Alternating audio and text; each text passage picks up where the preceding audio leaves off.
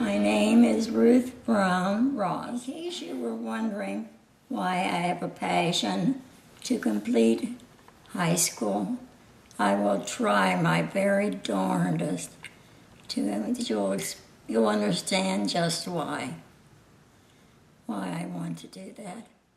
I've lived a very happy life with my husband, 2 sons and a daughter in Clarksville, Pennsylvania. However, there was a feeling deep inside me that I wasn't quite measuring up. I wasn't measuring up to others, I mean. You know why? Because I didn't have a high school diploma. I was always a little bit uneasy when somebody would ask me, well, where did you go to high school? We went so-and-so, you know. And then I was feeling terribly bad when I had a job application, and there was a little block there I had to fill out about my education. I was just a little bit terrified then because I wanted to tell the truth, and I was afraid not to. So that was another reason that I wanted to get a high school education.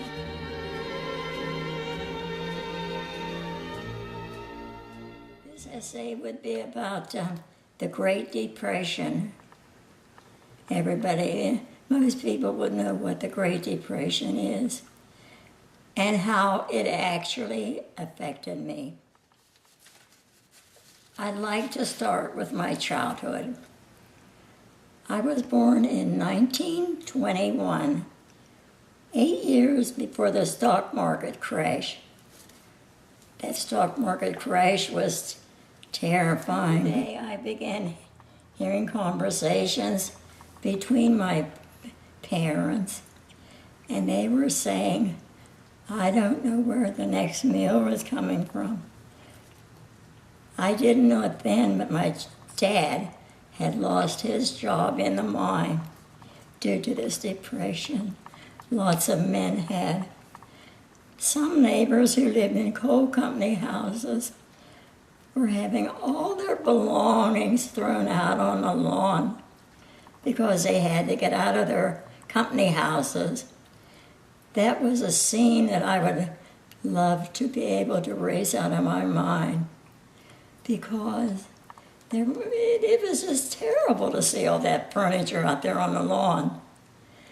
It was terrifying. And then there was a man that was glancing around. There was a man on the lawn who was apparently dead. And as a little girl, I was looking around, and I noticed that they had a mirror up to his mouth to see if he was still breathing and if there was a mist there. And I don't think there was any mist there on the mirror. And I think he's dead. To a little girl and her sister Margaret, who was probably around there somewhere too. We were very, very scared because we were just little girls. I remember seeing people, a lot of them were crying. I remember my mom picking the last speech of our peach tree in Fayette City. That was our dinner. Mom comforted us by saying we should be thankful that Dad was working again and our troubles would soon be over.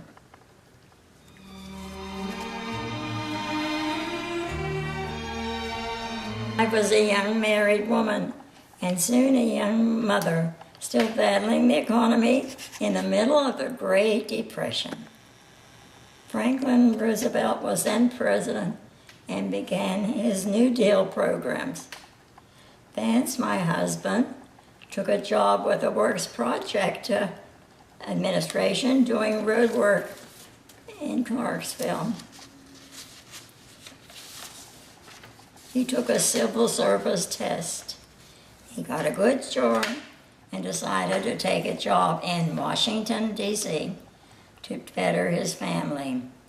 He left his family, boarded in Washington, D.C., and he dreamed of a better future for us. That job, unfortunately, soon collapsed, and he was back in Clarksville. He was lucky to find a job as a coal miner. He and our whole family fought and struggled for mine unionization for years. Many strikes caused us to live on credit from nearby merchants. Times didn't get better until World War II broke out in 1941.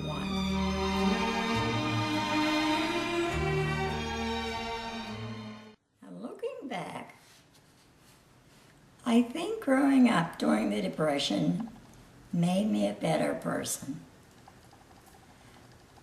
I try to understand people, what trials they have endured, because I've been there myself. I am more forgiving and also more grateful for the many blessings I have.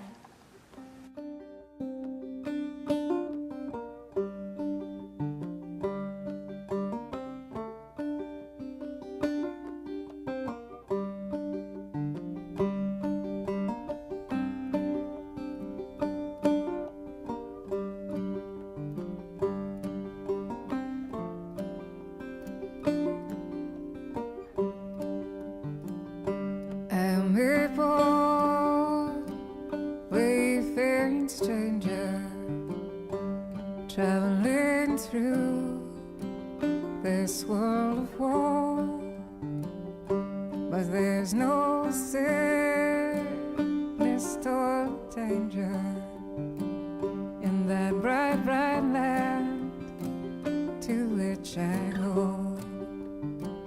Well, I'm going back to meet my mother. Said she'd meet me when I come. I'm only going over Jordan. I'm only going